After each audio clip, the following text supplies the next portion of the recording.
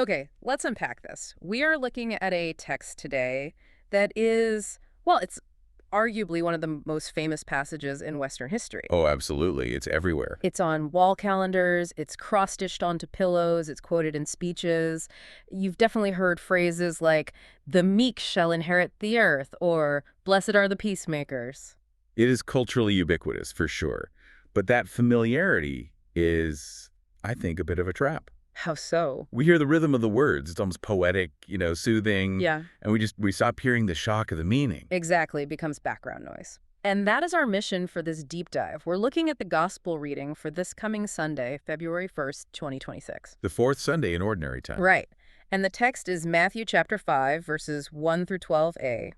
The opening of the Sermon on the Mount, which everyone knows as the Beatitudes. And honestly, when you actually read it, like really read it without that greeting card filter, Yeah. it doesn't make a lot of sense by modern standards. It really doesn't. If you posted this list on LinkedIn as a strategy for success, people would think you were crazy. Right. It is essentially a list of paradoxes. It turns the world's value system completely upside down. It claims that the good life is found in places we usually run away from as fast as we can.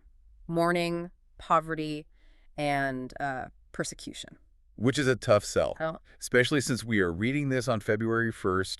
We're a month into the new year. People are still trying to hold on to resolutions about getting stronger, richer, more organized. We are in total self-improvement mode. and this text comes along and basically says, stop improving yourself and start emptying yourself. It's a radical shift in perspective. So before we get into the specific list of who is blessed and why, let's set the scene. The source text gives us a very specific visual right at the beginning. It does. It says, seeing the crowds, Jesus went up on the mountain. Now, for a first-century Jewish reader, that geography isn't accidental. It's just screaming with meaning. Because mountains are places of revelation in that tradition. Exactly. Who else went up a mountain to get the law? Moses, Mhm. Mount Sinai. Right. So by positioning Jesus on a mountain, the gospel writer is signaling that this isn't just some TED Talk. This is new Sinai. This is a new Torah. Something momentous, something divine is about to be delivered. And then it says, when he sat down, his disciples came to him. Right. Sat down. That seems like a throwaway line to us. We sit down to get comfortable. But in the ancient world, and specifically in Jewish rabbinical tradition, sitting was the posture of authority. The opposite of what we do now, where the speaker stands. Totally the opposite. Right. Back then, the students stood out of respect and the teacher sat. So by sitting, he's assuming the role of the king or the judge. It's where we get that phrase ex cathedra, from the chair. Precisely. He isn't just chatting, he is delivering a manifesto. He is legislating the values of his new kingdom. And then the text says, he opened his mouth and taught them. Which, I mean, that feels a little obvious, right? You have to open your mouth to teach. It sounds redundant to our ears, but that phrase, opened his mouth, is a solemn idiom in ancient literature. It signals that what follows is an utterance of great weight, deep, deliberate, heavyweight speech. The writer's basically saying, pay attention. Every word that follows is crucial. Exactly. A constitution that starts with a word we see repeated over and over again, blessed. Blessed. It's the refrain of the whole passage. What's the Greek word there? The Greek word is makarios. Makarios. That sounds nice. Does it just mean happy? It's often translated that way, but happy is a bit too light. Happy in English is usually tied to happenings, your circumstances. You're happy because you got a raise or the sun is shining. Okay. Makarios implies a state of being fortunate or being in the right place regardless of how you feel emotionally. It's almost like God saying, congratulations, you're on the right path. Which is so ironic because the people he congratulates seem to be on a terrible path. Let's dive into the first one, verse 3. Blessed are the poor in spirit, for theirs is the kingdom of heaven. So, poor in spirit. What are we talking about here? Is this about being financially broke? It's nuanced. Luke's gospel just says, blessed are the poor, Yeah. which really emphasizes material poverty. But Matthew adds, in spirit. This points to an internal reality. Okay. It connects to the Hebrew concept of the anawim, the faithful poor, who realized they had no resources to game the system. They couldn't buy justice, they couldn't buy safety, they had to rely entirely on God. So poor in spirit means realizing you're spiritually bankrupt. That's the perfect term for it, spiritual bankruptcy. To be poor in spirit is to acknowledge that you have nothing to offer God. Yeah. You aren't coming to the table with your resume, your achievements, or your moral successes. You are coming empty-handed. That goes against everything we're taught. We're taught to build a brand, build a resume, show our strengths, Fake it till you make it. Exactly. The self-made person comes to God and says, look at what I built. The poor in spirit come and say, I have nothing. I need you. And here's the paradox. The kingdom belongs to the empty, not the full. If you're full of yourself, there is no room. There's no room for the kingdom. And notice the tense in the source text. It says the result is, theirs is the kingdom of heaven. Right. It's not will be. Sharp eye. It is present tense. The moment you drop the act, the moment you admit your need, the kingdom is yours. It's available right now, through the door of humility. That really sets the tone for the next one, which is just as confusing if you're looking for a happy life. Verse 4, blessed are those who mourn. I mean, mourning is terrible. We spend billions on entertainment and distractions specifically so we don't have to mourn. We live in a culture of toxic positivity. Good vibes only. We numb ourselves. But Jesus is validating grief.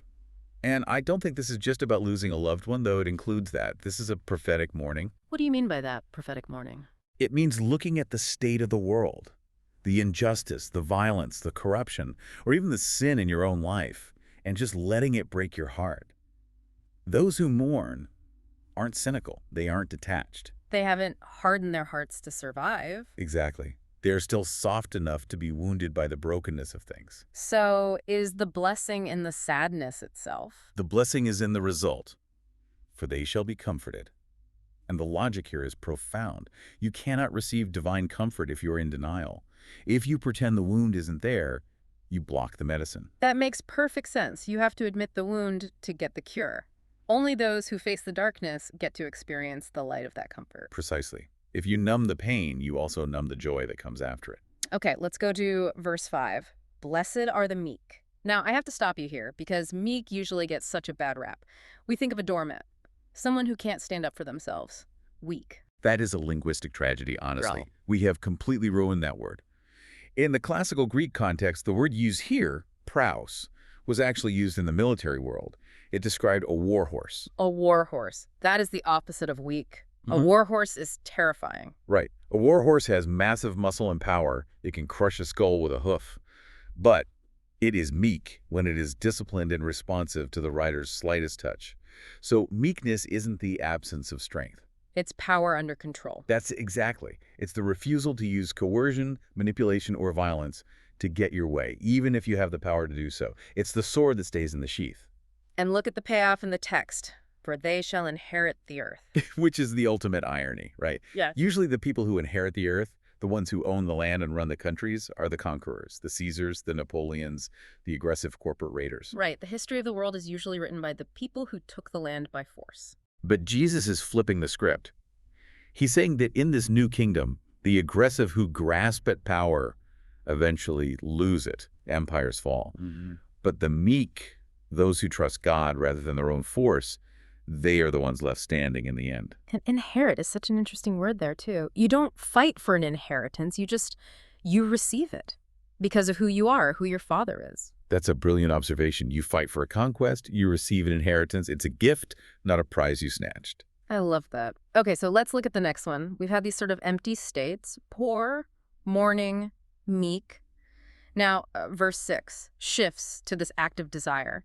Blessed are those who hunger and thirst for righteousness. The imagery is so visceral. He doesn't say, blessed are those who would like a little more justice in the world. No. He says hunger and thirst. This is starvation language. It really is. In the ancient world, getting food and water wasn't a guaranteed trip to the grocery store. Hunger was a real pain. Thirst was a threat to life. And Jesus is asking, do you want things to be made right? Do you want personal holiness and social justice? As much as a starving person wants bread. So it's not a hobby, it's a survival instinct. Yes. And notice what happens when you have that kind of desperate craving. The promise is, for they shall be satisfied. Satisfied, that's a great word. It implies fullness. Think about our other hungers. If you hunger for money, you're never satisfied. You always want a little more. If you hunger for fame, it's a bottomless pit. True. But if you hunger for righteousness, the source promises that God will meet that desire completely. You will be full. So we've moved from these internal states to active desires. Now the list seems to shift toward how we treat other people. Verse 7, blessed are the merciful. This is where the rubber meets the road in relationships. Mercy is generosity toward someone who doesn't deserve it. It's withholding punishment or offering help to someone who has failed you. And the result here is reciprocal. Oh. for they shall receive mercy. It's a circle. The text implies that if you want to live in a world of mercy, and if you want to receive mercy from God, you have to be a conduit of it. You can't just hoard mercy. It has to flow through you. It's like a closed loop. If you lock up your heart against others, you effectively lock the door to receiving mercy yourself. That's a sobering thought. It connects our vertical relationship with God directly to our horizontal relationships with our neighbors. You can't bypass people to get to God. Next up, verse 8. Blessed are the pure in heart. This one feels, I don't know, high stakes. Pure in heart. What does that actually mean? Is it about being morally perfect? I think it's less about moral perfectionism, checking every box, and more about singleness of purpose. Think about a pure substance. Pure gold has no alloy in it. A pure heart is one that isn't divided. So it's about integrity, not being two-faced. Exactly. The philosopher Kierkegaard famously said, purity of heart is to will one thing. It's about not having mixed motives. You aren't trying to serve God and money or God and your own ego. Your internal compass is pointing in one direction only. And the reward for that clarity is huge, for they shall see God. That is the ultimate goal of the spiritual life, right? Wow. The beatific vision, seeing God as he is. The text suggests that the prerequisite for that vision is this internal clarity. If your heart is cluttered with divided loyalties, your vision is blurred. You can't see God if you're looking at everything else. That's it. So purity acts like a lens. If the lens is clean, you can see. I like that. Okay, verse 9. Blessed are the peacemakers. And I notice it doesn't say peace lovers or peacekeepers. That is such a crucial distinction. A peacekeeper might just avoid conflict to keep things quiet. Don't rock the boat. That's passive. But a peacemaker? That's active. That involves entering into the chaos. It sounds like hard work. It's exhausting work. It means bridging divides, de-escalating violence, absorbing hostility to create reconciliation. You are making something peace where it didn't exist before. And look at the title they get for it. For they shall be called sons of God. That's a family resemblance. The idea is that God is the ultimate peacemaker. He reconciles the world to himself. So when you do the work of making peace, you are acting like your father. You're showing the family traits. Wow, that's powerful. You're earning the family name. Now we get to the end of the list, and this is where it gets really tough. Verse 10. Blessed are those who are persecuted for righteousness' sake. Yeah, we've gone from being merciful and making peace, which sounds nice, to being persecuted. It's a reality check. Jesus is being honest. Living this way, being meek in a violent world, being pure in a corrupt world, will effectively put you at odds with the system. You're going to be a wrench in the gears. And the gears will try to grind you down. But look at the promise. For theirs is the kingdom of heaven. Wait a minute, that's the same promise as the first one. You noticed. Yes, the first beatitude, poor in spirit, and this one, persecuted, both end with theirs is the kingdom of heaven. It's a literary device called an inclusio or bookends. So it wraps the whole list together. Exactly. Everything in between. The mourning, the meekness, the mercy. It's all part of what it means to live inside this kingdom. The kingdom is the wrapper for the whole list. So we have these bookends, but then the text does something weird. Up until now, it's all been third person. Blessed are they, blessed are those. But in verse 11, the camera just zooms in. Yes, he switches to the second person. Blessed are you. He is talking directly to the disciples sitting in front of him, and by extension, to us listeners. And he gets very specific about what's going to happen to you. It says, blessed are you when others revile you and persecute you and utter all kinds of evil against you falsely on my account. That is a trifecta of negativity. Rah. Reviling, persecuting, and slander. But there are two very important conditions here. First, the evil thing said must be false. Right. If people are saying bad things about you because you're actually being a jerk or you're incompetent, that's not persecution, that's just consequences. Exactly. You don't get credit for being a martyr if you're just being difficult. And the second condition is crucial.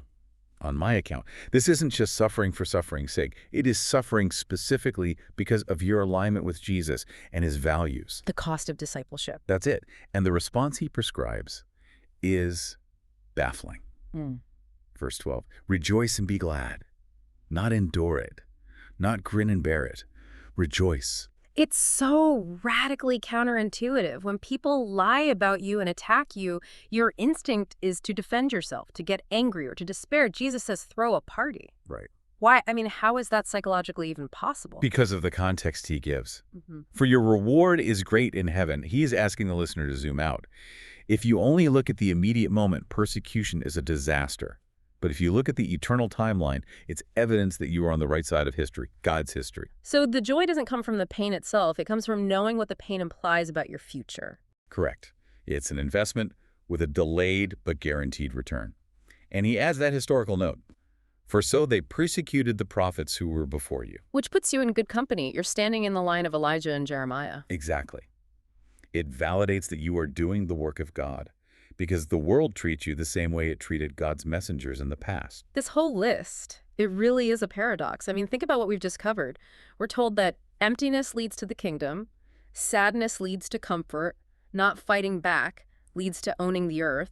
And hunger leads to satisfaction. It's a complete inversion of how we typically view the good life. We usually think the good life is, I have enough money, so I'm not poor, I'm happy, so I'm not mourning, I'm powerful, not meek, and everyone likes me, I'm not persecuted. Exactly. That is the worldly definition of success, the American dream, if you will.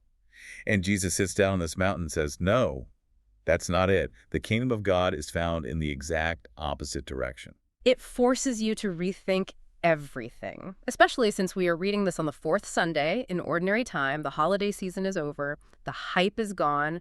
We're just in the middle of life. And in the middle of that ordinary life, this text acts like a compass check. It asks, are you building a life on the foundation of self-sufficiency? Or are you building it on the foundation of reliance on God? It's challenging. It's really challenging because nobody wants to be poor in spirit or persecuted. Of course not. It's supposed to be challenging. The Beatitudes aren't just comforting platitudes. They are a confrontation. They confront our desire for control and for comfort. But they also offer a huge hope, because if you are mourning right now, or if you are feeling empty, or if you are being misunderstood, this text says, you aren't far from God. You haven't failed. In fact, you might be closer to the kingdom than ever. That is the beauty of it. God is near to the brokenhearted. The kingdom is available to the empty. You don't have to climb a ladder of success to find God. Not at all. You just have to be willing to be poor in spirit. The entry fee for this kingdom is nothingness. If you have nothing, you're ready to receive everything. That is a fantastic place to land. It turns our perceived weaknesses into spiritual assets. It does. It redeems the struggles of the human experience. Well, this has been quite a journey through just 12 verses. It's amazing how dense this text is. We could probably do an episode on each one. We could spend a lifetime on just one of them. Absolutely. But for today, we've laid out the map. We've seen the paradox. And hopefully, we've seen the invitation. The invitation to a different kind of happiness. A blessedness that doesn't depend on circumstances, which is the only kind of happiness that actually lasts. So as we wrap up this deep dive into the Beatitudes for this Sunday, we want to leave you with that perspective. It's not about checking boxes. It's about a posture of the heart. And before we go, here is something to chew on. We talked about the poor in spirit possessing the kingdom. In our modern world, we are obsessed with self-sufficiency, with being the captain of our own ship. If the kingdom belongs to the poor in spirit, what does that say about our obsession with strength? Are we actually disqualifying ourselves from the very thing we want most by trying to do it all on our own? That is a big question to carry into the week. Maybe the most powerful thing you can do is admit you can't do it all. Thank you so much for joining us on this deep dive. We'll see you next time.